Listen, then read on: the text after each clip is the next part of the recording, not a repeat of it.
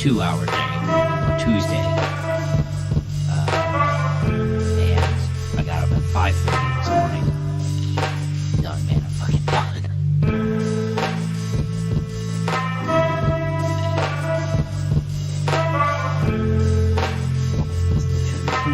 Now, okay, I'll just take it out. Guess what? 30 minutes. Ooh, 30 Even minutes.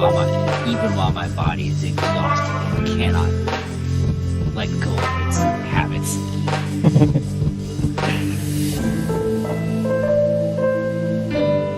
We're in the stream starting soon. Yeah. Just make sure that was on purpose.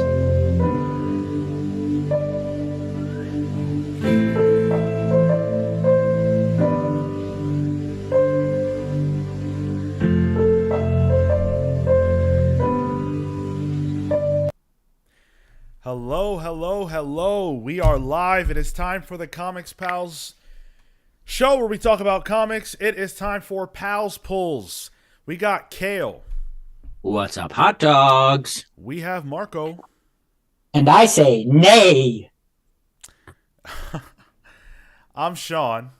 And we are here to talk about five How many? of the week's biggest comics. We have Geiger Ground Zero, number 1. We have the Immortal Thor, number 4.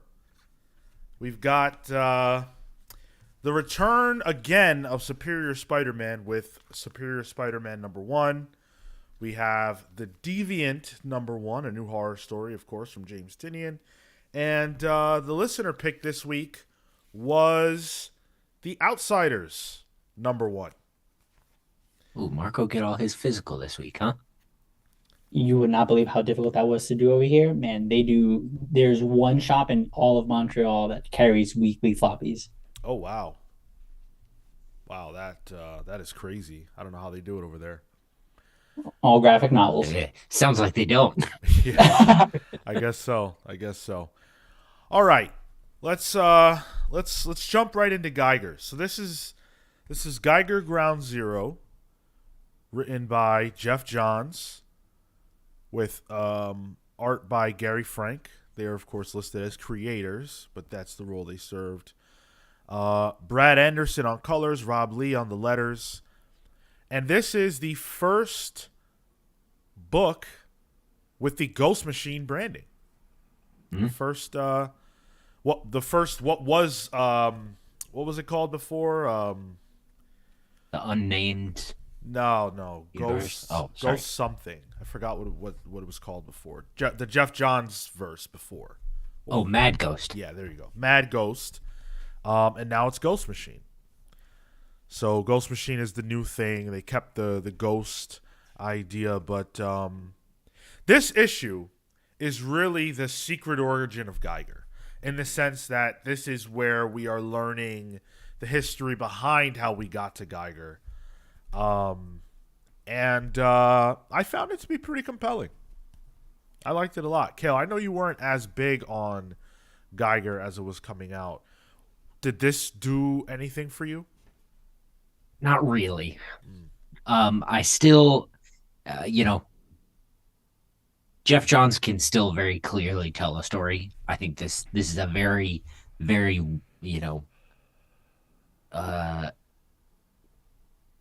good put together good comic book.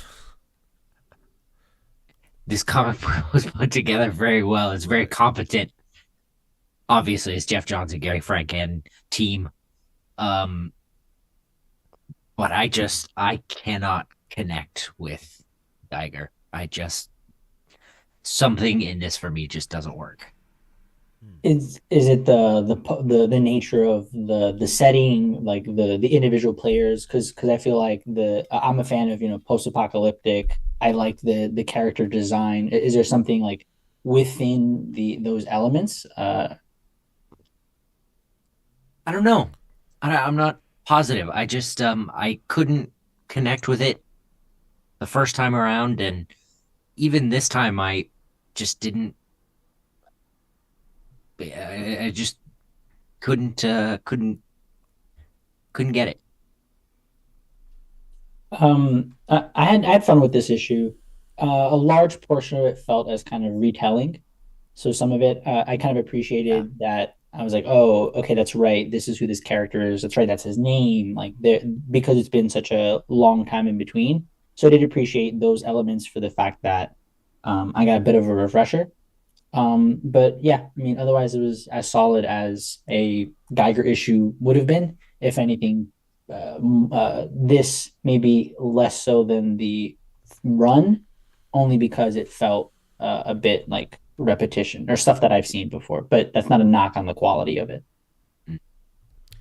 Well, so let's talk about what actually happens. And I guess I found myself I was struggling to connect with exactly who we were supposed to be following early on. It wasn't until we started following Tariq himself, Tariq Geiger, where I started to connect more because everybody else in the early, first few pages, they're just wearing hazmat suits, and I don't remember these people from anything. So if they're characters that we're supposed to know, I didn't. Um, and I think I feel like this maybe could have used a couple more pages up front just to kind of help better establish, at least for me, who we were dealing with. But the stuff with Tariq and his care for his family, this is where I think Jeff Johns as a writer really, really shines, is the way that he can bring heart to these types of stories and characters where it's like, look at this cover, right? This is a dude, an atomic man, a radioactive man with sticks. That's cool as hell, right? And that's what you want to see. You want to see what the radioactive man does. But in this issue, what I connected most with wasn't with what the radioactive man does. It's with what Tariq Geiger felt and what his family was going through and what he was willing to do and sacrifice for his family. And I think that's the Jeff Johns effect, is being able to make you connect with these characters on a deep emotional level.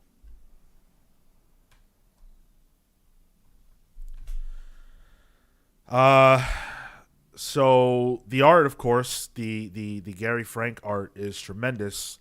He just never misses. And I think, when you're talking about just the Ghost Machine books in general, but Geiger in particular and Junkyard Joe, it really is just a visual feast. Like it's crazy how good Gary Frank is at this.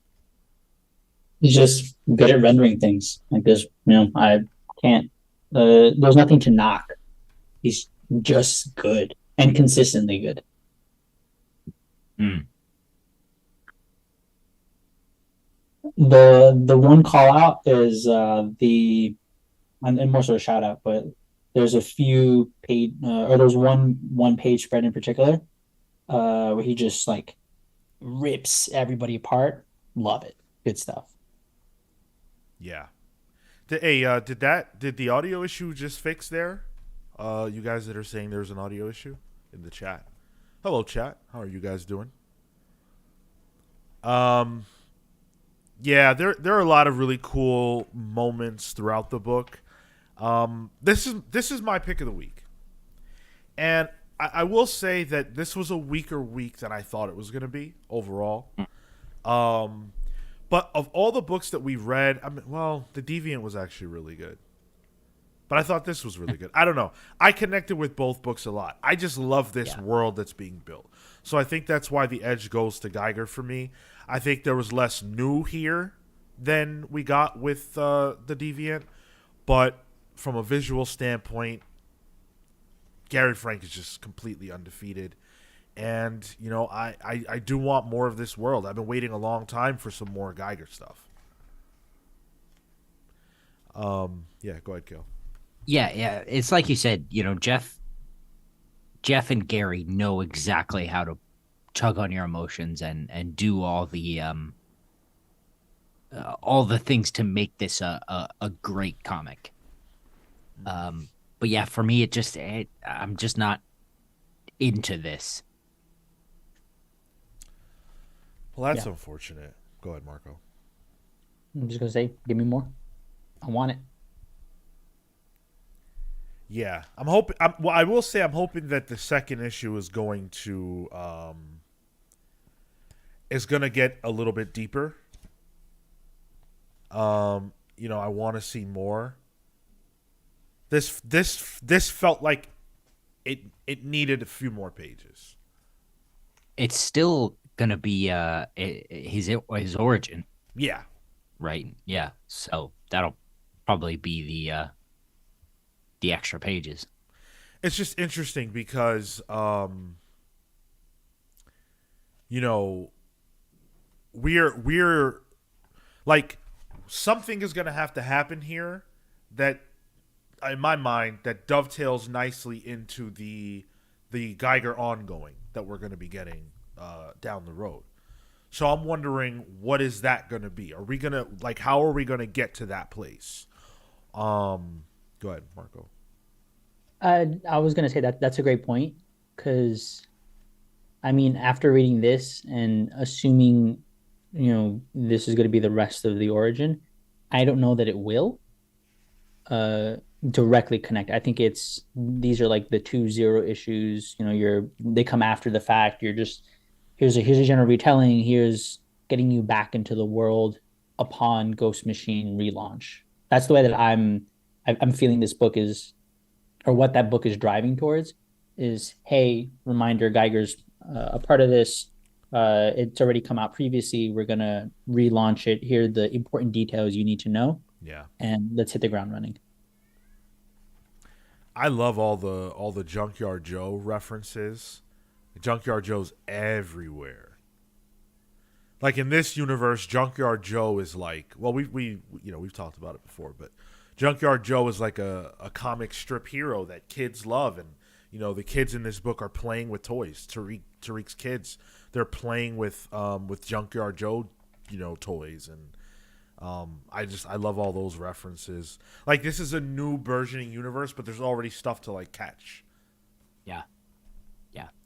I think it's also good world building because Yeah. you know that, oh, this is a popular character. This has existed for a few years, and I wonder if there aren't going to be more references to some of the older, rather, like older timeline wise in the universe, like Red Coat that's going to be coming out, uh, and how that might tie into some of the future stuff. Yeah. If they're going to even be doing references back, like, it feels like, oh, this is a cohesive universe out the gate. Right. Exactly. And the unnamed verse aspect of it, I think is because this is the stuff that was being worked on before the Ghost Machine expansion. So I think this is probably all going to feel as narratively cohesive as it can because of the people that are the architects. I mean, who knows how to set up a universe or understands the mechanics of a universe better than someone like Jeff Johns, who played at the highest level of the DC sandbox. Frankly, who can bring it to life? All of the creators that they pull out. So Yeah. yeah. Easy pick for me. Is it easy pull rather? Is it pick of the week? I think I'm gonna have to ruminate on it and see how we talk about the Deviant. But right now, Geiger is that for me. And coming into this conversation, Geiger was that for me. I'm excited for the next one. Yeah. It's pass for me, unfortunately. Sorry, Jeff. Okay. Fair Kale, we enough. don't accept those opinions. You're off the show. I'm so sorry. Bye. Amin Perez says, I think this is supposed to explain how Tariq got the glowing sticks to control his power from the Russian scientists. Yes, absolutely. It does do that. It shows us the family that ends up trying to threaten Tariq Geiger and get into the bunker. It shows them before that occurs, which I like that callback. So there are definitely things happening. It's just that I don't know if I care about how he got those sticks. I like seeing. I honestly I'm more interested in the origin of Tariq Geiger as a man and the family. I don't necessarily care about the sticks. Well, when a man loves a woman, and sometimes even when they don't love each other, that's how that's that's probably how Tariq was born. So, you know what? I'll let Jeff tell it. He's a lot better storyteller than I am. All right, fair enough. You said you want to hear the origin of Tariq. I had to fill you in. Thank you. That I, didn't. Oh, all right. yeah, thanks. Appreciate you. If you appreciate us, there are many ways that you can show your support and your love. Patreon.com/The Comics Pals is the absolute best way to do that. We are always trying to give you bang for your buck. We've got a newsletter that goes out every single week, an exclusive show called Palling Around that we put out once a month, where it's just a couple pals. Well, not a couple, a little more than a couple. Having a good time, talking mostly not comics, and being pretty unhinged, if I'm honest. At least some of us. Um, of course, on the main show, you get a nickname and a shout out. You get a superhero or a supervillain nickname and a shout out. So a lot of fun stuff happening over there. We are currently trying to figure out what our next hangout will be, our next Patreon hangout. So, Oh yeah. What do y'all want to do? yeah, talk to us about that. Let us know. Channel members, I see a couple green names in the chat. Shout out to our channel members. Y'all are fantastic. Thank you so much. If you want to be a Comics Pals VI Pal, you can click the join button on this video or on our channel. I noticed that on YouTube Mobile, I couldn't find it on YouTube Mobile. So if you listen to us on YouTube Mobile, maybe it won't actually appear directly on the video. You might have to just go to our channel, but however it works out, you can definitely find us. Join our Discord server. It's a lot of fun. Always some good conversations happening over there. If you want to watch this show live, you can do that every Thursday at 6 p.m. Eastern. Saturdays at 10:15 a.m. Eastern for the main show. Lots of MCU news this week. Huge MCU stuff this week. So we'll probably be talking a little bit about that. And a lot more other stuff. A lot more other stuff. Yeah. Yeah, as always. Yeah, let's dive into the Immortal Thor number 4. Let's talk Thor. This is written by Al Ewing, of course, who clearly has something to say with this Thor dude. With Martin Coccolo on art, Matthew Wilson on the colors. I'm gonna write to Marvel, and I'm gonna ask them to put the creative teams at the beginning of the book of every issue. It's so annoying having to find where they put the creative where they put the credits at, and then Joe Sabino on the letters. So Immortal Thor. You know, it's this really just Al Ewing cooking at this point. I feel like, this is very much the middle of the arc. That's how I feel. It's not that I dislike it. I still am enjoying what's happening here. There's a dick measuring contest in this issue between Storm and Thor that I kind of just don't care about. Storm's is bigger, and that's just how it is. I felt that same moment, but I think there was a moment where it got undercut, which I didn't expect and I appreciated because Thor takes the chance to be like, hold on a second, wait, why are we doing this? Yeah. Like, we both know we're, infinitely strong, whatever. I just need you to sit down and listen. I did appreciate the pause and that reflection. They kind of still kept going even after that, but at the very least, that was at that point, my eyes were kind of just be like, all right, we got it. You got to be fighting and doing all that shit, right? Fine. But I think at least the acknowledging part is a good note on Ewing's end. Like he's aware, and maybe we're not going to get as much of those kinds of things down the road. Yeah. Like you're definitely right. It is that dick measuring type of scene, but clearly Thor is not. He has an ulterior motive. He's not trying to engage with that. He's baiting Storm basically into helping him.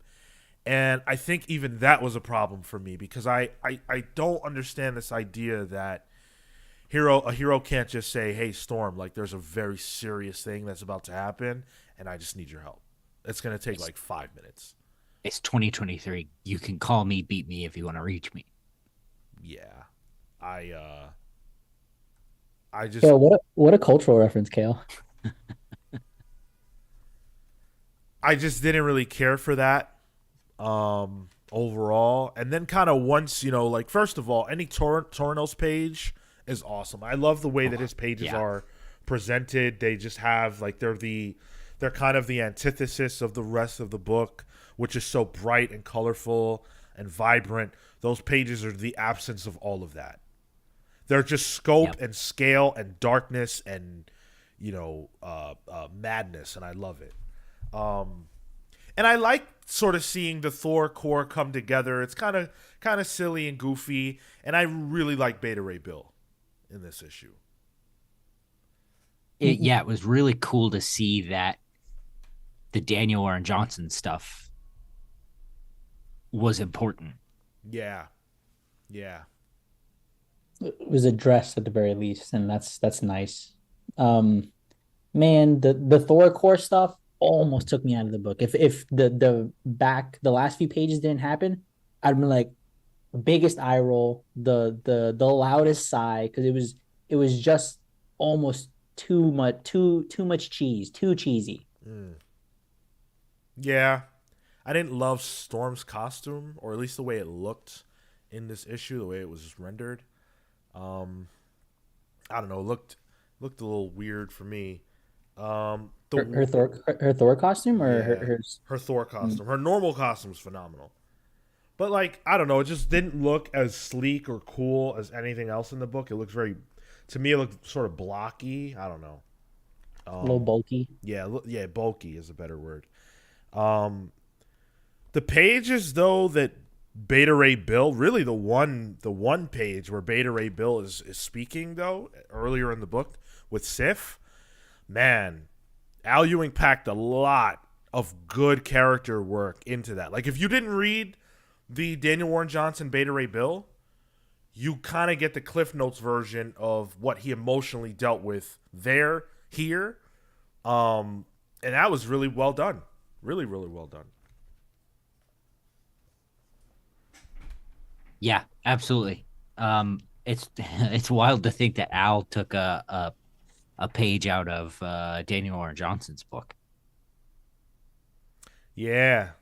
Just little bits of really rich dialogue that really tell the story in each sentence, you know? Mm-hmm. Absolutely. Um. And Go ahead. sorry, and then no, just Kokolo I think does a really good job of there's one panel where he kind of shows the eyes. Yeah. And there's a bit of softness there.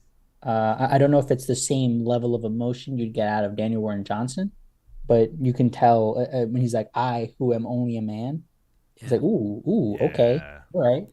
Yeah. Just really really great stuff. And then the tease at the end. I mean, it's really not that crazy of a tease. I got a kick out of it just because I do dig this dude. This is the character that everybody thought um what's his name? Christian Bale was gonna play in Thor Love and Thunder. Oh, Yeah. Why can't I remember his name right this second? He's whatever like it is. he's a minotaur. He's a minotaur man that's the owner of Roxxon. Um Oh, yeah. He was in the Jason Aaron stuff. So it was a tease for him. I guess he'll be returning. I like that. I was really hoping for him to be in Thor: Love and Thunder, so I'm glad to see him making his return.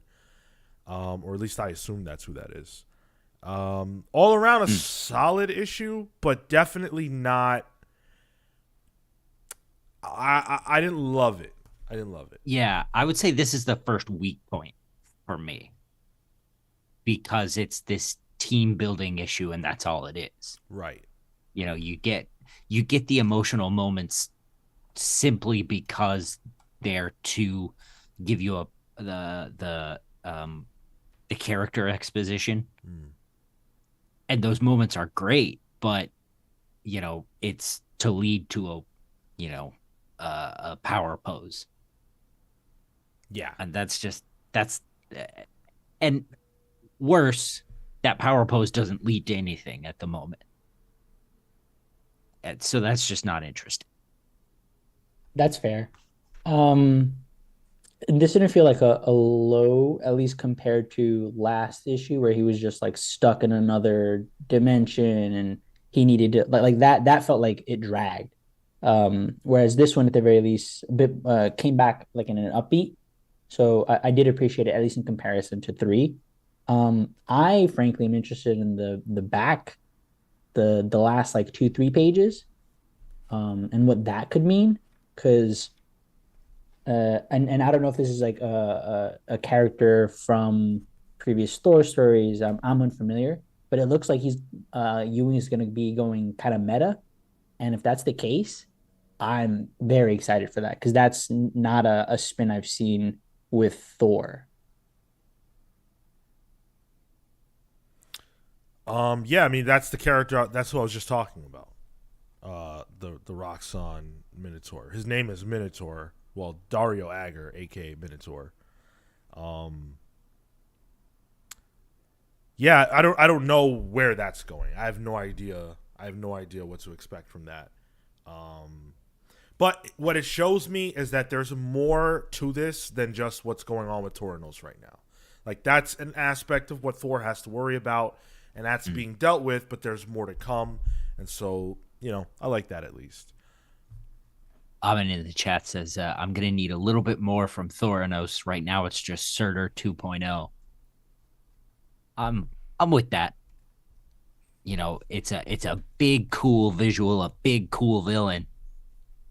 He's not doing a ton. Mm-hmm. I think it's a good introduction though to if there's more with Roxxon going on, then this is like the hook to be, oh, okay, cool. We're gonna get the cool big bad. He's gonna go up. We're gonna temporarily form this team, and then we're gonna get into the meat of the stuff that I want. And it feels like Ewing tends to do that. He'll get you with that first 5-6 issues. Opener. Yeah, yeah, and then now he's like, all right, you know what? I'm gonna say some shit. Pull. Well, it's a hesitant pull for me. I'm looking forward to the 60-second Thor Corpse versus Tornos fight. That's going to be pretty sick. 60 second. Yeah, because they can only be that for 60 seconds. Oh, right. Sorry, I thought you meant they're just gonna like clock him and that's it. No, yeah, if they don't, I mean, what else could it be? Like, yeah, it's going to have to they've be only got that. 60 seconds. Otherwise, they're dead. So I'm pretty excited for that. That's kind of cool. Yeah, pull. This is a good pull. Matt Murphy says, Sean, I had such a hard time with that on Deadpool 7 Samurai in Midtown. I shouldn't have to flip through an issue on the stand to find out who's on art. Yeah, like, it's weird because I need to know who's doing every role, and, they always leave off someone. The letterer, the inker, someone's always left off the cover if they even put more than just the writer and artist on the cover. If they even credit a creator on a cover, if it's an anthology or something larger like that Deadpool book that you're talking about. So, yeah, there's no consistency to it, and I just never know where to look. It's ridiculous. Keeping things Marvel, though, we'll shift gears. We'll talk about Superior Spider-Man, #1. This is written by Dan Slott, with art by Mark Bagley, pencils by Mark Bagley, John Dell on inks, Nathan Stockman on art as well, Edgar Delgado on colors, Joe Caramagna on letters. This is the continuation of the Superior Spider-Man Returns book that we read a few weeks ago. that we all kind of felt was superfluous. And I specifically remember saying in that review, well, I guess not all of us, Marco liked it. I specifically remember saying in that review that it felt like the origin of the villain and sort of the important beats of that issue could have been told in a flashback. This issue does literally that, and it is absolutely the only thing that you need. That prior issue was a cash grab, so is this. Yeah, absolutely. Absolutely. Because nothing happens. Yep. Again, Doc Yep. Ock finds out who Peter Parker is, and then he remembers he's Superior Spider-Man, and nothing happens. Like, that's Yeah. Yeah. This one I'll agree is at least in comparison to the other one, just because that felt like catching up people who weren't familiar. I wasn't, so that felt like it was a bit more catered to me. But now that we're in it, yeah, this was a bit vapid. I don't know. There wasn't much to do. Like, yeah, you save the people from the falling things. The bad guy shoots out some stuff, but otherwise, um, and usually Slot or tells relatively good stories in these universes. But this one didn't hook me. There wasn't. I found myself kind of wandering as I read this issue. So it's got Peter and Spider Boy, who is essentially Peter's sidekick, who is from another universe, I guess, where he was Peter's sidekick, and no one knows that here. So he went through all these adventures with Peter that no one here knows about, not even Peter. And it's those two trying to deal with Supernova, who was a villain that was created by Superior Spider-Man, who hates Spider-Man, just doesn't realize that the Spider-Man that she hates isn't Spider-Man anymore. So it's kind of a weird, complicated situation. Ultimately, I just don't find any of this that compelling. And as much as this is taking place now, because of the fact that it's tethered to the Superior Spider-Man storyline, it feels like something that's in the margins of that, or like it's a continuation of that and that only. And because of that, it feels irrelevant. It feels like there's just not a lot that they're allowed to do, and it's such a weird specific story, and I don't think it really matters that. Like, let me ask you this question: does it matter that Doc Ock, I guess, is going to become Superior Spider-Man again if he's not in Peter's body? Because that was the whole gimmick. yep. Well, can he? That's certainly attached to the question. Yeah, like that's where I'm at. Is like, can he even at this point? Like what is going to be the next step here? Is he going to reclaim the body and now he's going to continue to be that Spider-Man? Or from what I'm gathering based on the reveal, or rather the whatchamacallit, the fact that he found out who Spider-Man is, that he's just going to use that information, grab a bunch of villains, try to knock him out, show him that he's superior, uh, and like claim the mantle. But he'll get beat, whatever, whatever, and then that's it. This is going to be a 6 issue, 7 issue run or something. But even still, like the first time he did it, he literally had to kill Peter Parker to make that happen. So how are we going to progress here? Uh-huh. It doesn't have legs.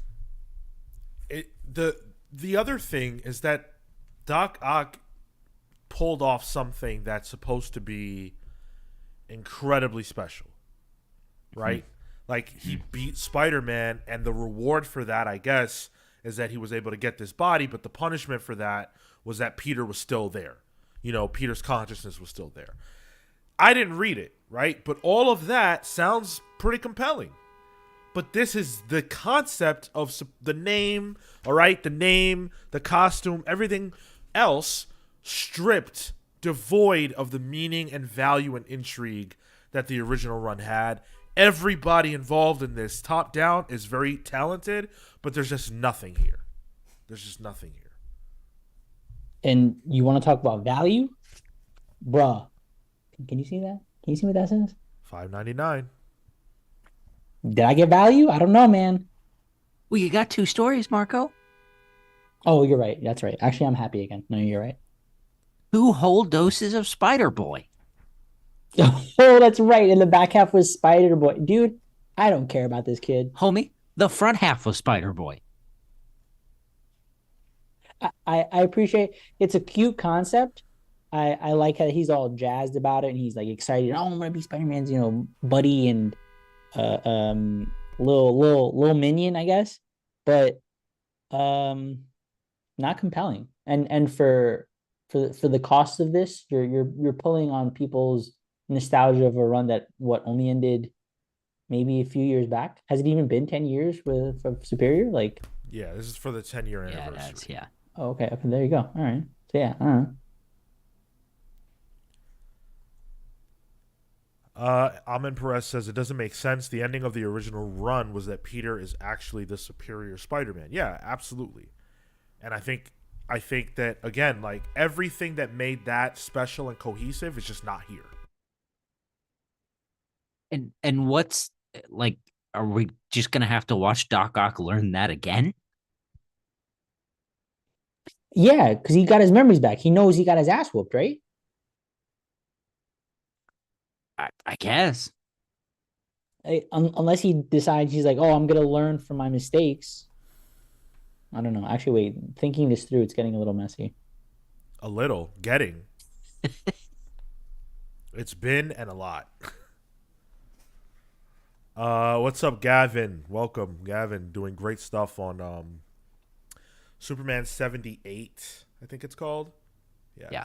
That's good stuff. The Iron Curtain. Yeah, Yeah. I picked that up. That was good. Chillmonger, what is up? Thank you guys for joining us. Thank you to everybody in the chat. Y'all are great. I pass on this, and I strongly look. I think even if you loved Superior, and I'm saying that as someone again who did not read it, I think even if you loved it, this is tough to justify. This feels a lot like just trying to sell more Spider-Boy comics and benefit from the fact that people have nostalgia for something that they really loved 10 years ago. This is, to me, the kind of nostalgia book that I actively want to avoid. And I have no nostalgia for this era, so it's all the worse. It's an easy pass. Yeah, hard pass. I'm a massive Superior fan. I just don't get what's here. What are they mining? And also, it's Mark Bagley, and I can't stand it. I feel messed up. I didn't even say anything about the art. I don't have anything to say about the art. Like, we've seen it's just playing the hits. It's playing the hits. I like Stockman stuff on the Spider-Boy stuff in the back. I thought that was cool and unique, and it seemed to fit the character really well. And even the sort of transition between the Spider-Boy and the sort of Common Coley inspired Superior in the back, that sort of transition between those two characters that seemed to happen literally on panel, I think that's really cool. But man, Bagley's Bagley. Like it doesn't work for me. The backup was pretty good. Much more interesting than the main story to me. I like the art a little bit more. I thought you got the faces a bit more right. And he did some interesting stuff with the panel design. There was especially the shot where it looks like it's the Superior like the which The one called it? arms. Yeah, the arms are coming out from the back, but it's actually just showing the passage of some action movement. Yeah. Inventive, good stuff. I like that. But there's not a lot here. Yeah, it's unfortunate. I know that there were probably a lot of people that were massive fans of Superior that were hoping for something meaningful to come out of this, and I just don't think that that's the idea. I really don't.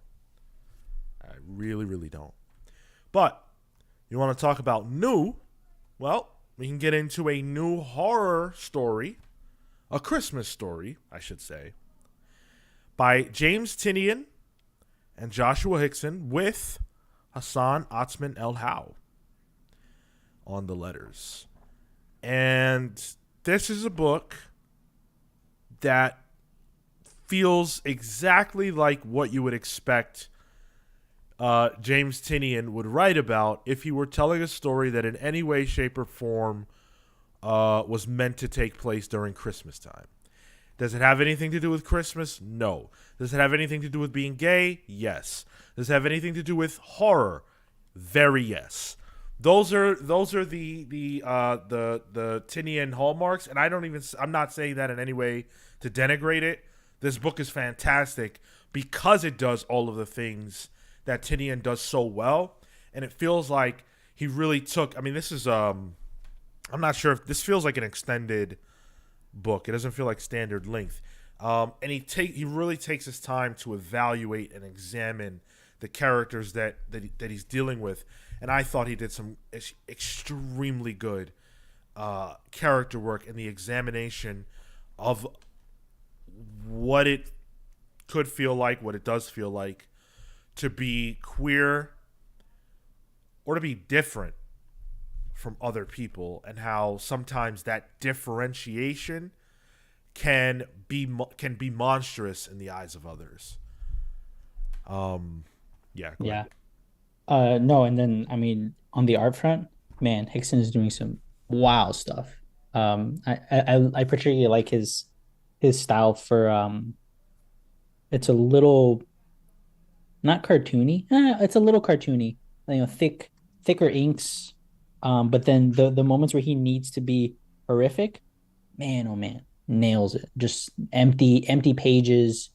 You know, very little space, or rather, a lot of space, and just like smaller figures and models, just makes things feel spooky and scary.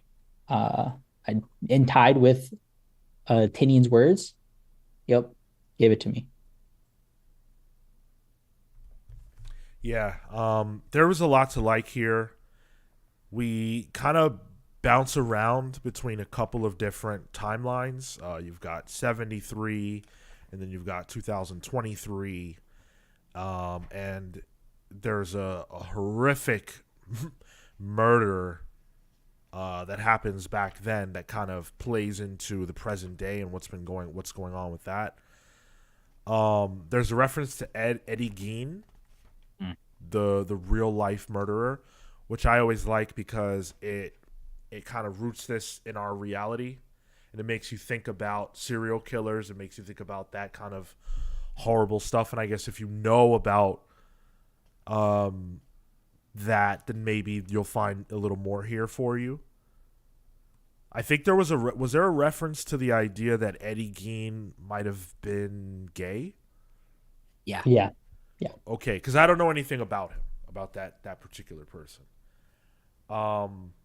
Using that, right? Using the fact that Eddie Gein was gay and tying it into this story where this guy who is doing time for these child murders is being juxtaposed with Eddie, who was gay, helps to sell the idea that, yeah, this guy, of course, would have done that because he's gay. He must have killed these kids. He must have wanted to sexually assault them. He must be the murderer.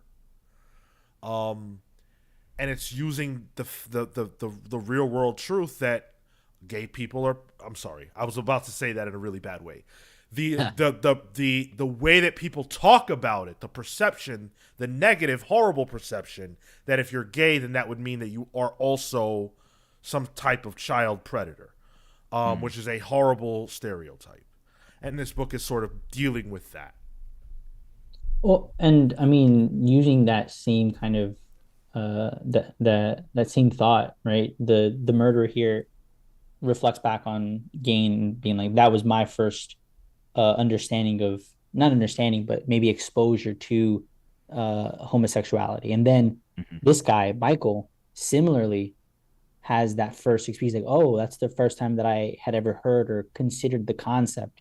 And juxtaposed with the fact that they are monstrous people, it was hard for him as a child to take that and separate the concepts, Right. and it deals a lot with him trying to figure that out, and realize, no, like those are independent issues and I have to treat them as such. It is just unfortunate that this also gay man committed these crimes. Yeah, this the interview that happens between the primary character Michael, right?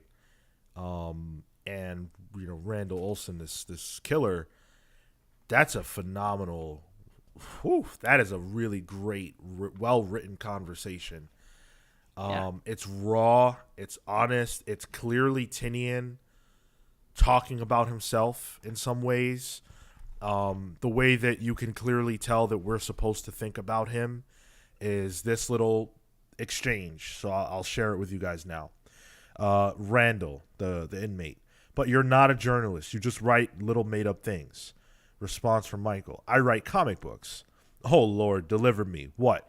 You're gonna do the story of a candy-colored Christmas killer going head to head against some lawmen in a silly costume?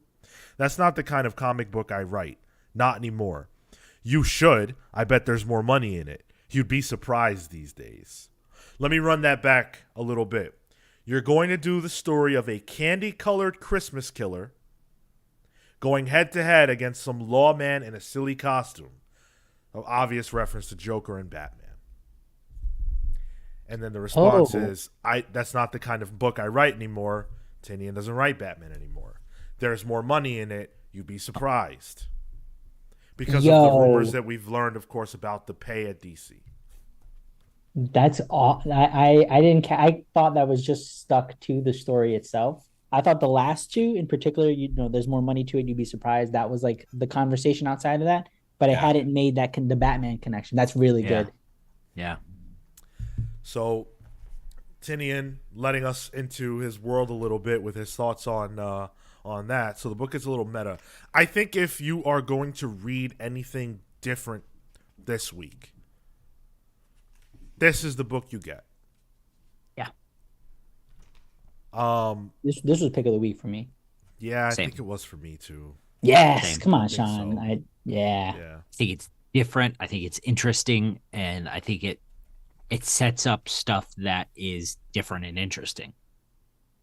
yeah.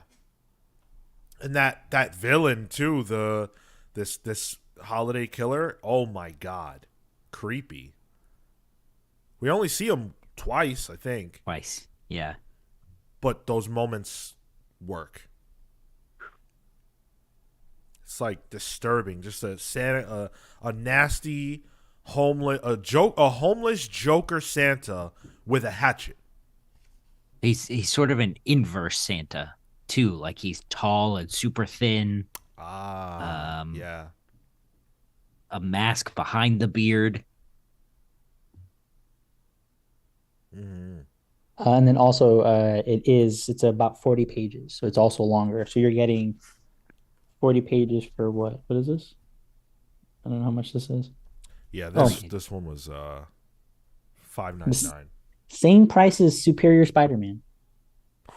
Yeah, but Superior Spider-Man is superior. Oh, It's that's got right. That's Spider right. Sorry. Boy in it Yeah, come on, you know that. I, twice. I did want to shout out Hickson's colors, if I'm remembering if he did all of it. Yeah, yeah. Yeah. So one of the things that he does, especially in the earlier pages, is he toys with this like light and dark side a lot on people's faces, and it kind of continues through the issue. Uh, this is on the fourth page, and Sean, if this isn't a great, It's good. Oh yeah. so you can see like light, really, really bright middle, and then he has this whole just darkness on this, and it's prevalent throughout sort of the issues, and that's just part of his style. But I think it's used to really good effect later on when you get those horrific moments, even with the killer. Was it Russell? Like Randall. Randall rather. Like even he has it on his faces. Just good light sources. And then finally when he shows the whatchamacallit, the killer or the Santa dude, it's all just shadow, which is in contrast to the rest of the book. So just yeah, man, this guy's knocking it out of the park. Yeah, this is one of the better number ones of the year, I think. I think whenever we get around to our best of lists, which should be happening very soon, for me at least, I think this will be in that conversation. As far as number ones go, this was great. I just want to point out quickly to the earlier pages in the flashback at the farm with uh the snow covered pages over night. With the police Absolutely cars. incredible. Yeah. No. Where we first see the Santa Claus killer, Oh, okay. just how sticky those snowflakes look, and Yeah, yeah, oh yeah, I got you. that looks great. And Oh, again, the light source up into the darkness, man. And the rest of the yeah, page, it's only on one page too, but it's a whole 2 page spread. is the snow. Yeah. Yeah. Good stuff. All right, Yeah. let's get into the listener pick. So every single week, we give you guys your say. You guys get to choose one book that we review on this podcast by heading to youtube.com/the comics pals under the community tab and voting in the listener pick poll. This week, you guys wanted us to review The Outsiders #1. It received a landslide of support from you all. Actually, I just want to share this because I was kind of surprised by it. It got 45% of the vote. 45% of the vote, completely trouncing Wesley Dodds, Sandman, Green Lantern, and Speed Force. You guys So, messed up. Well, I hope you're proud of yourselves. our listeners are very proud of themselves. Whether they should be in this case is a different matter. A matter we're about to get into. This was written by Jackson Lansing and Colin Kelly, the writing duo, with art by Robert Carey and colors by Valentina Taddeo and letters by Tom Napolitano. So this book it's The Outsiders, really a name only. This doesn't have anything to do with the core concept of The Outsiders, and in this case, we're following Batwoman, and we're following Luke Fox, who is apparently insanely rich. I guess I missed that memo. And they are going to be righting the wrongs and uncovering the secrets of history somehow, some way. Why? Because. Yep. Yep. And do you really need a reason to uncover the mysteries of the world, Sean? No, but you need a reason for me to buy that. You know. This. Yeah. Yeah, go ahead. Well, I was gonna like it takes two characters that I mean are only sort of title worthy, right? Batwoman and Batwing. Uh and then introduces a world famous archaeologist, a character nobody's heard of. Drummer? Drummer. I think yeah, I sort of got the impression she might be connected to the reveal at the end. But I don't this I had a really hard time with this. Clearly. So I mean, it's a team formation book. We see, there's a conversation between Batwoman and Luke where they establish that they're going to do this together. He has to sort of try to convince her to join. She beats up some goons and decides, you know what, I got nothing better to do, so I'll hang around for this, this team up. Then we get introduced to Drummer, a character who we've never heard of before, at least I've never heard of before. Seems to be new. Couldn't care less. And they go on a mission. And to be truly honest, I'm not even really sure why they were doing it, what they accomplished, and why it was so important to do. This was really puzzling.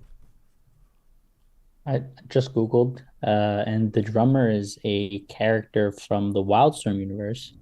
Okay, Um, so it is connected off of to that reveal. Planetary. All right, just go ahead and say it then. But it's a man, so this one they gender swapped. Yup. Remember? Oh What, no! No, this is what why was his- comics what are was his bad. Oh name? no! Paul Goyle, or the guy we did it, who did the article that we That's talked right, about that's this right. past week on the show. Oh, right. Talked about Yeah. all the gender swaps that are ruining comics. And you know what? I think that's why we didn't have a good time with this book. You know what? A gender swap didn't ruin this comic, but some other things certainly did. I'm just not sure why I'm supposed to read this. There's no hook. There's no hook. It was very much just okay. We're meeting. We've met. Hey, I'm gonna recruit you. And I was expecting like a few pages in. Oh, cool. This is gonna be the recruitment issue. Like let's get the whole team together. But it's like it's just these three. Lucius is sort of in the background, and I'm like, wait, but you said there's like 4 people, and we're still only hanging out with 3. And yeah, to your point, I don't know what the goal was here. Like, sure, it'll get revealed, but I feel like it lacked context needed for us to engage with the fact that they were about to die. I didn't care that they would have potentially lost Drummer getting shot, or Luke Fox might have gotten hit by a blast, or Batwoman was gonna potentially be taken out. Like there weren't they weren't worthy stakes. Yeah. Amin Perez says it should have been Batman and the Outsiders. We've gotten Batman and the Outsiders, and that was great. The Brian Hill stuff was great. Maybe the Outsiders just need to be on ice, or maybe they need to wait until someone has like a really sick idea for the actual Outsiders and not just use the name to use the name. Yeah. This was rough. Easy pass.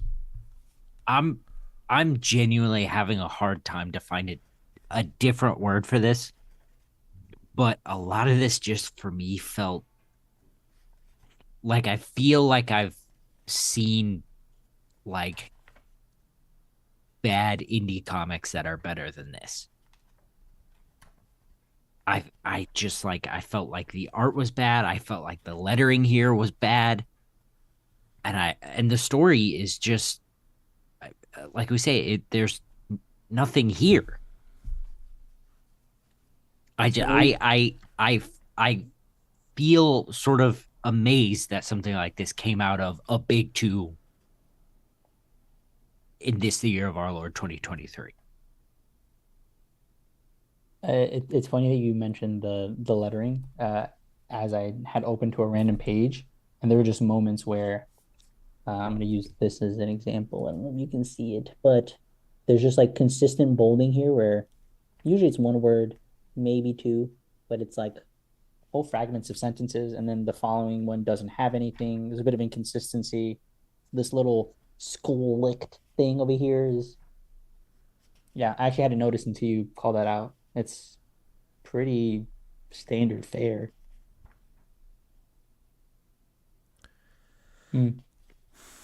Yeah, this was not your finest hour, listeners. You picked a dud. We had a universal pick of the week and a universal pass on the listener pick. So just a total fail. And But it's your fault. It is. But you know what? Looking at the poll options this week, I'm not going to lie. Like, Speed Force probably wouldn't have lit us on fire either. But Wesley Dodds Sandman probably would have been pretty good. Yeah. Did I buy that? Yeah. That. Did you really? think I did. I bought way too many comics this week, dude. Honestly. You Honestly. have to you have to just take a loan out from Bean. Yeah, it was just a crazy. Like I should pull my stack aside. It was crazy when I got rung up. So let me say this, right? I don't even want to say this, but let me say this. I got rung up, right? And this motherfucker, this Midtown employee, says $89 to me, right? Oh. And I clutch my chest. Yeah. My pearls. Not my pearls, my chest. Because it was bursting out. Because I could not believe the highway robbery. I couldn't believe it. I was reflecting. What did I buy? What did I buy? More comics. I bought a lot more than 4. It was too many comics. I need help. This is what I need. I need to organize what I'm pulling, right? What I want to continue pulling and what I want to cut. I looked at Uncanny Avengers on Wednesday, and I was like, wait a second, am I gonna buy this? I don't even read this. There's like 4 issues in. I read the first one. It was all right. Should I buy this? I was like, nah, I'm not gonna buy it. I walked away. I was like, I'll buy it. And let me just buy this last one. Let me see if let me read the other 2, get to this one, see if I still like it, and then if I don't like it, I'll stop buying it. Dear listener, let me tell you the truth. I'm not reading issue 2 or 3. I'm going to go next month, and I'm going to be like, I bought the 4th issue, right? So I guess I just buy the next one. I'll get around to it. Yeah, man. Maybe you should take up smoking or something. Like that would be, frankly, at this point, that'd be cheaper. Yeah, but I die quicker. Would you? Oh, really? I mean, Paper's super flammable too. Like you went to the store going, Mitch, I should just get issue 4 while I'm at it, you know? Almond Perez, those X books starting to add up now. You got that damn right. Listen, we got to do something because I got 2 copies of I got 2 copies of Inferno. I'm not talking about issue 1, 2, 3. I'm talking about the actual hardcover. I bought 2 copies of that hardcover for absolutely no reason other than I forgot that I ordered it. And the shit came in the mail one day, and I was like, wait a second, when did I order this? And I looked, oh, yep, turns out I did. And I bought a copy from Midtown, so I double dipped for no reason. Waste. I need help. Yeah, I don't know if you remember, and most of our listeners probably don't, but when X of Swords were coming out, you pre-ordered that off the first issue. I have it. That was, I opened that box up. That was my most shameful opening. My most shameful box opening. Like, why do I have this? I don't want this. It's useful as a bludgeon, though. I'll tell you that. As a doorstop. Yeah. Matt in the chat coming out for your to help you out, Sean. He's saying we need intervention. He says, bro, we got to build you a system. I've been there. Spend that money in places that bring you genuine joy. You're right. You're absolutely right, Matt. It's like playing Russian roulette with these fucking comics. Like, I could say, like, hey, Lansing and Kelly, right? They've done great work in the past. Should I bet $5 that Outsiders #1 will be good? Oh, took a bet. Bad bet. It's every week. You got to bring it to your chest. You got to say, does it bring me joy? No. Of course not. But I don't know that before I buy it. Well, I kind of do. I do. You know what, Sean? With you should just walk into the store with your dice and like anything above a 6, it's like fine. If you're undecisive, just roll above a 6. But knowing you have good rolls, flip a coin, bro. You got to skew the system. If it's above a 6, you don't buy it. What? What are you saying? Flip a coin. Like, why I make it so complicated? Yeah, actually, you're right. I was giving you the same odds, but just with more numbers. Yeah. I mean, I should. I might as well flip a coin. Boy. I might. What happened? Kristen says, I'm storing my comics right now, and my X books are a problem. Sorting Night Terrors was my most shameful box opening. literally minutes ago. Christian, what happened, bro? I see you in the chat. You listen to this show. You should have known better. Why would you do that to yourself, bud? Night terrors. Night terrors. Listen, you want me to tell you what would be my night terror? My night terror would be someone hands me a Christmas gift, a box for Christmas, and I unwrap that shit, and inside is a night terrors omnibus. I didn't even buy it, and I would be pissed off. I don't want that shit on my shelf. Marco, go ahead and cross that off our list. Yeah, I was about to. Actually, I just pulled up the sheet. That's right. Yeah. You guys want to see my stack from this week? I'll Yeah, show. do it. Yeah. Do it. Okay. Yeah, All do right. it. Okay. Reveal. Give us the reveal, bro. Because I Okay, don't know. we man. gotta, Marco, we gotta do something about this. This is nuts. You want to It's see a problem, dude. this bullshit I did? Okay. So outside of the 5 books that we read for the show, right? Of course, we got those. Okay. This, I'll show the full stack because it's more impressive. This is the full stack. Now, it's a lot of comics. I know if you're listening on just audio only or whatever, it's a ton of books. We're gonna go through them right now because why not? That's probably what, 15 comics? Okay, 20? let's see.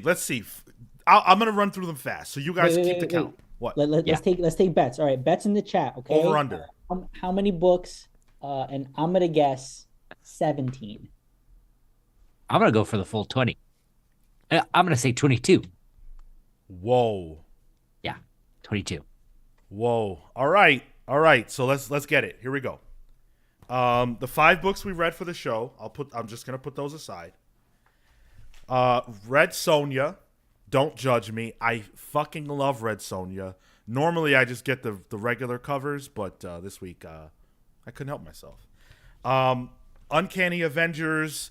I already talked about it. It was a mistake. Batman and Robin. I love Shush, of course. Got to buy it. Detective Comics. I don't even know what's happening in that book. Danger Street. I have no idea what's happening in that book. Green Lantern number 5. That's pretty good. The Ministry of Compliance. I have no idea what this is. I literally have no idea. I didn't see a solicit. Nothing. I saw it on the stands. I looked at it. I said, solid cover. Written by John Ridley. All right, I'll buy it. $5.99 later, I have regrets. I got the Cull. That's been great. Hexagon Bridge. Blade. Blade's been awesome. Love Blade. Daredevil. Still pulling Daredevil. Ghost Rider.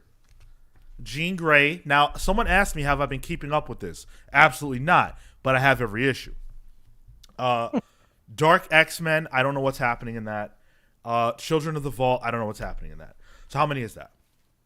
I got 15. That was 15. Yeah. Damn. There you go. Comics are expensive. What you thought? I said $89, guys. Actually, no. Wait. Well, Kale got it because 15 plus the other 5. Oh. On the nose. That's 20, baby. Oh my God! It really was 20. Holy shit! Why did I do that? What the hell? I'm gonna tell you right now. Out of all those books that I said I bought, out of all those ones I just showed you, I know what's happening in less than half. Yeah. You got to get around to it. You're gonna come back to it. Amen in the chat says, Sean buying comics like the industry's gonna collapse tomorrow. Listen, it's my responsibility. We have to do our part. We have to save this industry, damn it. And now with Comixology going away, bro, I don't know how to get my digital subscriptions and stuff. Now I'm gonna have to probably go to the store more often. Yes, they need you. They need you. We're back. I clearly I need an intervention, guys. I've seen the placement holder of all the books. You know what, Sean? I love you, bud. Yeah, we'll get you help. That's nothing, Marco. That's nothing. No one will ever see my real comics collection.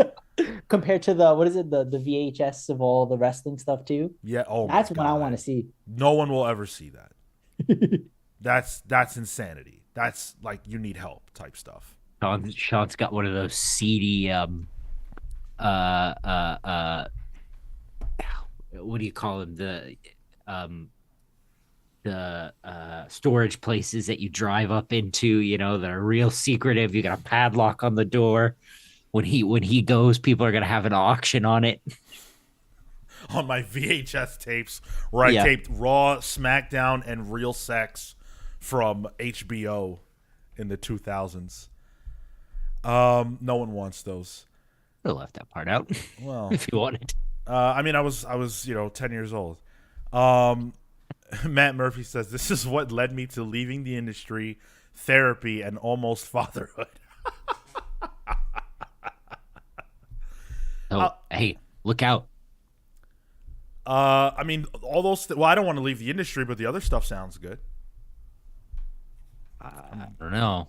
Down for Therapy's fatherhood. pretty chill. Yeah. Yeah. Go ahead. I was gonna say, Cliff. First time we've seen you in the chat. What's up? Thanks for showing up. Not the first time. That was just responding. To No? that. Oh, okay. I don't think I've seen that name. Sorry. Anyway, Geiger, one of my favorite comics I actually own of all time, made me mad it hasn't continued, and I can't wait for the rest of the universe. Haven't read Junkyard Joe. You should read Junkyard Joe, Cliff.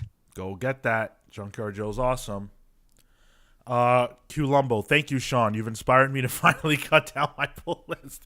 That's my message today. My message today is cut down your pull list because you don't want to end up like me. Who in their right mind? Why would I buy 20 comics in a week where I didn't even give a damn about a majority of them? Brother, you got to cut down on your comics so that you can come back to comics another day. Right? Like, you got to run from the battle so that you can come back and fight another day. Dude, it's insane. It's insane. I don't know how to get a handle on that. Maybe I do need to speak to Matt privately. Maybe he's got some help for me. In all seriousness, though, how are you guys managing your polls, Marco? I know you not your physicals because I know how you are, but like, are you like spending money out of control on comics or what? Am I alone? No, I want to say the past year probably I have my subscriptions, or I set subscriptions to stuff that I know that I'll. I like to say that I'd like to continue reading, but I'm behind on stuff like X-Men. I'm behind on stuff like Wolverine, Saga. But those are like the big staple books that I have. Otherwise, as I catch up, I decide whether or not I want to keep reading it.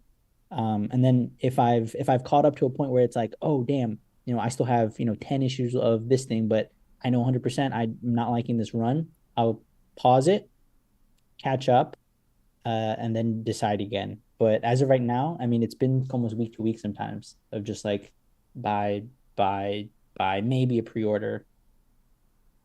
And actually now I don't even know. I haven't done it for this week because I bought it physical. So I need to check the app to see what that even looks like. I've never pre-ordered a comic in my life. It's the advantage of digital, if there is an advantage, I guess. Yeah. All right. Well, I'm glad you've got a handle on your comic situation. I wouldn't say handle because if anybody goes to see the images of the books I bought over at SPX, I have a problem. Okay, I don't know. His problem is he's trying to support the indie community all by himself. Literally single-handed, dude. And those are pricey books. I love them, but a 20-page, independent story of an independent publisher for $20.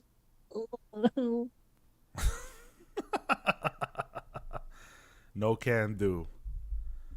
Ahmed Perez, we need you, Sean, for when Night Terrors 2 comes out. That is my Joker moment. No way. No way. Yeah, I'm present in the chat. Trade waiting makes that's a lot of sense. That's me, baby. When was the last time I was at a comic book store? I don't even know. All right, so then what's on your radar then? Like I say, I don't even know. I read stuff for the show. Oh, that's not true. I don't know. I forgot. Manga's definitely you have the Shonen app, right? Yeah, Yeah, okay. I hear Manga shit's stuff. popping off. Yeah, but I can't do Chainsaw Man because I'm gonna have to binge that. I know if I get started on that, I'm gonna have to really slam it. I can never remember the other stuff. That's the problem with trade waiting is I can never remember anything I want. That's why I don't do it, and that's why I would not be able to keep up with this industry if it made a genuine switch, because I just don't. I never, ever, ever buy trades unless I buy trades of stuff I already own because I'm a sick double dipper, um, or a book that was released that way. If it's very if it's like very talked about, like it's lonely at the center of the earth. But all those like Marvel trade specific graphic novel specific releases like Avengers Endless Wartime or Rage of Ultron and pretty much all the Earth One books except for Wonder Woman, I did not buy. I just don't buy comics that way. I don't enjoy comics that way. It's not my bag. Gavin says, I was told I wouldn't read nearly as much once I started working in the industry, and that turned out to be true. So you're saying I need to get a job in comics, because if you are, I agree. Please and thank you. And it's funny because that's something we hear from creators a lot. Is just like, oh man, I don't know Yeah. the last book I've read, or usually it's like friends' books. You're like proofing and you're giving feedback and stuff, which is cool because it's real time creators feedbacking to real time creators, which is interesting. Yeah. Yeah. Go ahead, Kale. You got that one. It says double dipping makes me feel like I'm Bill Gates. That's hilarious. That is hilarious. Yeah, I gotta get a handle on my comic book collection. I'm trying to figure out what my next purchase is gonna be. Like, what Christmas gift am I gonna give to me? And I think it's gonna be War World, the World collection. Dude, for that, just get the but you don't like reading digital. Never mind. I'm about to say just get the subscription. You read it all for you pay one price and you read it all for free in a month. But Terrible. then you don't have a cool book. What's the point of getting the collection? Yeah, I know. I It's don't. good stuff though. I don't want to experience art through a screen. I want to experience art in my hand. Through a digital rendering. It's not a screen. It's a Oh, it's a fair. book in my hand. This guy. Kale, whenever you go back to Texas and he, creepily follows you there, you need to learn him something because Listen, he followed me here, and I tried to learn him something.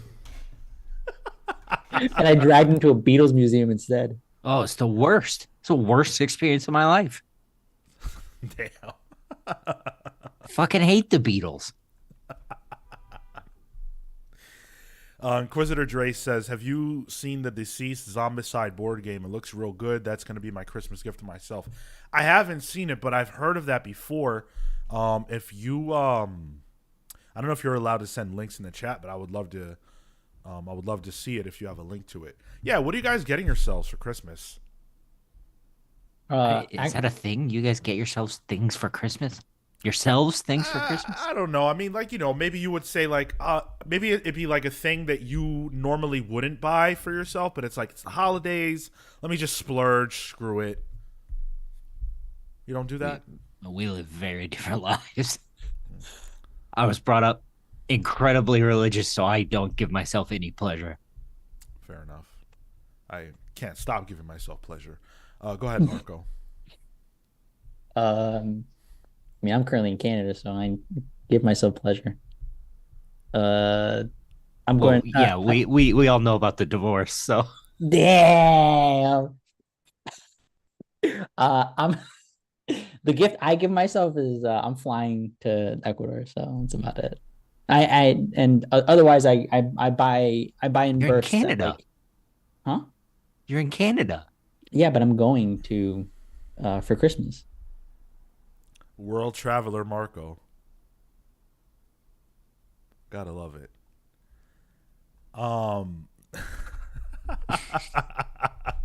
A PS5 with Spider-Man 2. That's beautiful for you. Ooh, nice. Hopefully you've played Spider-Man 1. Hopefully, yeah. Hopefully that works out. Yeah, yeah. It's a pretty good game. How do you feel about God of War? Catherine Starr says, I bought myself a couple trades as a treat last week. Which ones? Hold up, brother. Hold up. What you mean hold up, man? What do you mean? You gotta treat yourself. Give yourself some pleasure. What's wrong with that? It's the giving season. Give yourself pleasure. I did want to back to Inquisitor Drace's comment on the deceased board game. There was an ad inside. I was trying to find it, but a multiversal game, like RPG, and I think it was either Thor or Spider-Man. But that was the first time I've seen an ad and make me click through to a QR code. I'm just like, oh wait, this is kind of interesting. What is this? And it's basically like a D&D tabletop, just RPG stuff. And I was gonna look into it. It looks cool. Wow, an ad got you. And you know what? It was for something related to Marvel. Like they're doing their self-promotion inside. So I guess it worked out. Mark was just holding up an entire business on his back. Marketing. Right. The only look, I gotta look out for my bros. Gotta make sure, dude. And you know what? Oh, there was a Lego ad inside, and I remember I reflected on our conversation, being like, you know, actually an adult might buy a Lego set. Never mind, I take that back. Only adults can afford Lego sets. Are you fucking kidding me? You know what? That tracks. Bro. So I'm back at the toy store. I don't know if the listeners know. I'm back at the toy store. Went back, and apparently I'm in charge of the Legos now. Do you know how much a Star Wars AT-AT is worth? 750 pounds.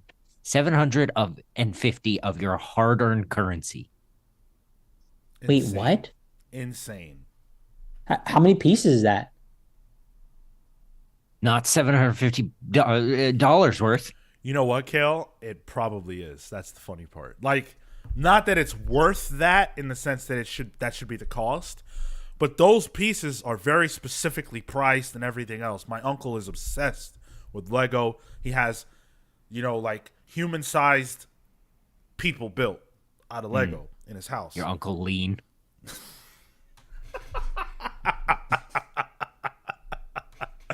My uncle is not lean. Well, no, that's his name. Right. Yeah. So those Legos are insanely expensive. Yeah. It's wild. Well, and they're so specialized now too. Like a box of a regular Lego is just few and far between. Legos are just model kits now. Pretty much. Yeah. Yeah. I used to be big on them. Matt says I bought Optimus Prime for $150. Yeah. Yeah. It's insane. Yeah, but that's probably not even the real size one, so whatever. I need some for cool $150. For $150, it'll probably be, nothing. Action figure size. Yeah. Barely bigger than a Gundam model. It's insane. It's insane.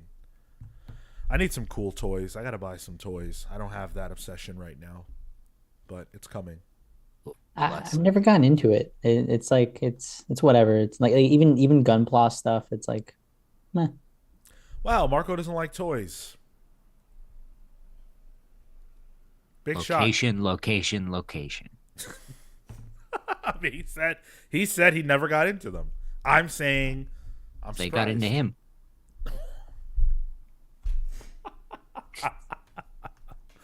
Okay. Yo. I'm just saying there's a thin line. That's all I'm saying. That's right.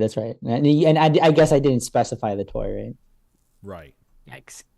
Bionicles, well, to clarify. Culumbo said for Christmas, I'm getting that Lynx box set for the 8th year running. So Lynx is Axe, basically. Body spray? Yeah. Oh. And it's a big deal here to This is the thing to give here for your average male. It's just a Lynx box set. Can't wait to get mine. I'm sorry to Q Lumbo, and I'm sorry to you, Kale. You both deserve better. I would not be happy if I got a Lynx box set. Another Lynx box set. 8th year in a row. Yeah. The 8th year in a row at that. Like would 1 year supply, I guess not 1 year supply, but the Christmas box set you get in 1 year, would you even use it in the year? I wouldn't. I hate this stuff. I hate body spray. Q Lumbo, I want to know if you do you use it at all? And would you use it in a year? Oh, he says it's torturous. So Yeah. There you go. There you go. He still has 7 unopened. Well, I guess one would just re-gift, right? Everybody's Who? getting one. Yeah, to who? Yeah. Well, oh right, yeah. Well, what if it's just the same Lynx box being shared amongst like independent families? Just here you go. Mom's buying 5 for every male in the family. But all the males 6 months later will give them to each other as like birthday gifts. Awful. I don't even like getting clothes for Christmas. Oh, I'll take clothes. Yeah, I'm kind of I like that. Appreciate that. into that. I think my thing is for Christmas, my whole family, they all do the very generic, oh, you like superheroes, right? And it's all just like, the stuff you find at Target or in 2010 that you would find in Target. So it's like, nothing. So you have to go back in time to buy a shitty gift from Target. Yeah. To give, yeah, it's pretty bad. I don't get those kinds of gifts, thankfully, because I have a small family, and they already know. Like, our family is like, tell me what you want, basically. Yeah. I think that's way better. We do experiences. So it's like, oh, we'll go to a play, or oh, we'll go to rock climbing or something, like, because it's like the tight knit family here. So we'll do that instead sometimes.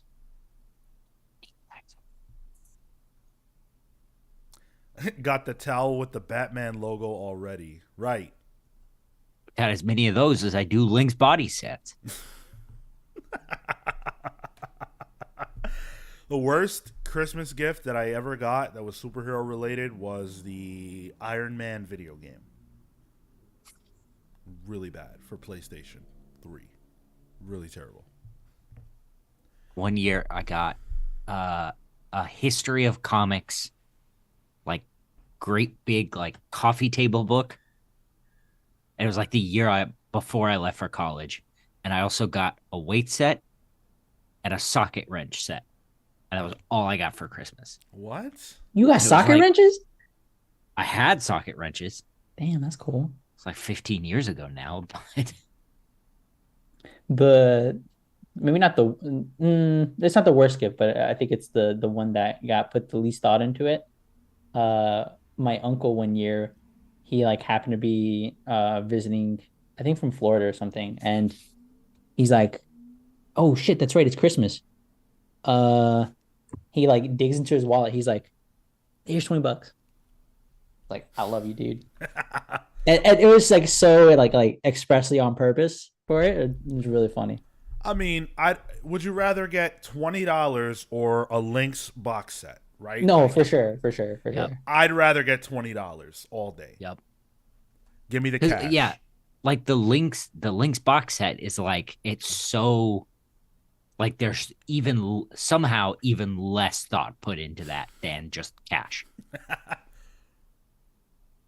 Well, cash is like up to me, right? Like I get to, it's a make your own gift. I love that. Choose your own gift. Give me that shit. All right, I'll show you guys. So my aunt loves to give me like gift cards and things like that. So I have right now This is in my wallet, and I'm pulling them out. I have not one, not two, not I have one, not one, not two, but 3 Outback gift cards. 3. And I want to tell you that I have gotten these Outback gift cards many times. Do I use them? Sometimes. But these 3 are unused over the course of years. Do you want to know why? Because I don't go to Outback like that. I just keep getting these gift cards. Mail it to my house. I'll be in Texas. I'm going to Outback Steakhouse. Well, you want to know something, Kale? The Outback near me that I would go to is fucking closed. So I can't even go. And the way I found out is I went all the way over there after New York Comic Con on Sunday, on Sunday, to try to have a dinner, and the shit was closed. I couldn't even get my gift cards off. Damn it. Right, the 23rd Street one, right? Yeah, dude. Yeah. Gone forever. Have I told? I had this is unrelated. Well, we don't have to go into it. Random experience at that specific Outback. Yo, I'll tell you about an Outback experience. I'll tell you about an Outback experience right now. I went to Outback Steakhouse in 2010, and all right. So I'm going to the bathroom. Yeah, listeners, this is how the best Sean story starts. Strap in. I'm going to the bathroom, and I see that there's a table, but it's like really packed in, and it's like kind of like it feels like there's like it's like 2 tables together, and there's a lot of people there, and they seem to be centered around a person. So I'm like, what the fuck is going on here? So I'm trying to pay attention, but not pay attention at the same time. And I realize that sitting at the table at Outback Steakhouse in 2010 is none other than the 90s/2000s artist known as Ja Motherfucking Rule. Yo, what? Ja Rule. You saw Ja Rule? I saw Ja Rule at Outback Steakhouse. In He's just hanging out? 2010. Yes, just hanging out with his entourage. Ja Rule. My man needed a bloomin' onion. Listen, I understand it. I was trying to get my friend and my brother, they wanted to be rappers, so I said, go piss to Ja Rule. Go spit right now. Don't spit in his blooming onion, but go give it a shot. Of course, they didn't have it in them. They didn't have the intestinal fortitude to go spit for Ja Rule. Oh, I wouldn't. You wouldn't? No way. No, not a dinner. No, of course not. That's horrible to do. Damn, Catherine in the chat. I thought you were about to say when you met Tupac. No, I met Tupac at Comic-Con. Stop, bro. What do you mean? There's a picture of me and Tupac right now on the Patreon. And I met him in 2006 or 2007. Go see it.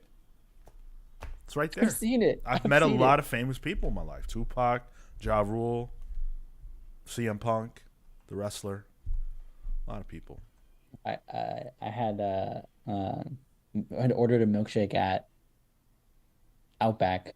Might have told you guys this. And came in, it was totally fine.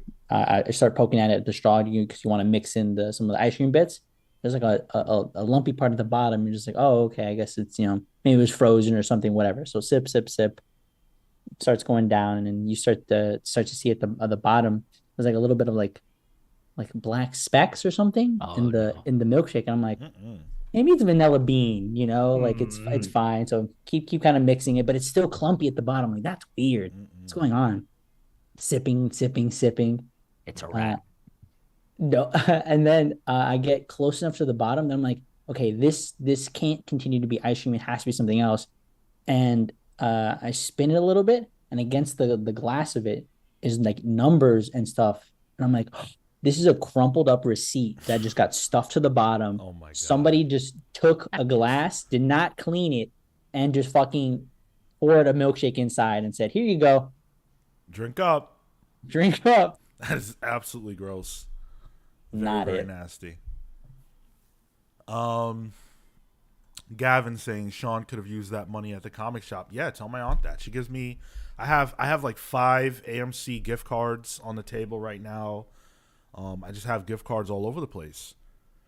And when I told her about the Outback situation, I said, "See, this is why these targeted gift cards are not the best gifts."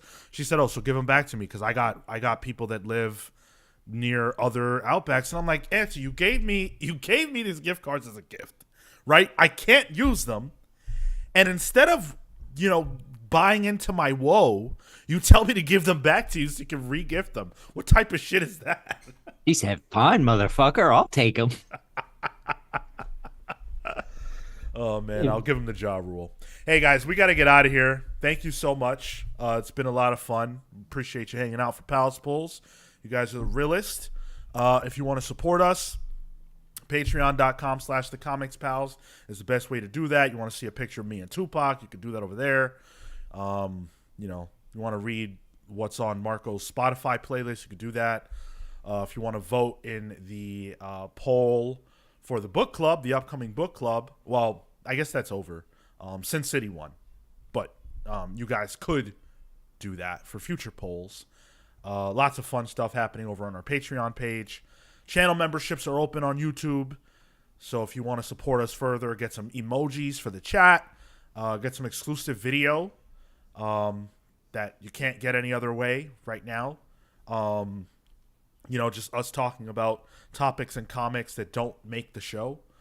Evergreen topics, things like that. Short, bite-sized episodes for those of you who've been clamoring for that. That's the way to get it. Watch this show live on youtube.com/thecomicspals every single Thursday at 6 p.m. Eastern, Saturdays at 10:15 a.m. Eastern for the main show. We're going to be talking MCU and a lot of other things on the main show this week, so it's going to be a lot of fun.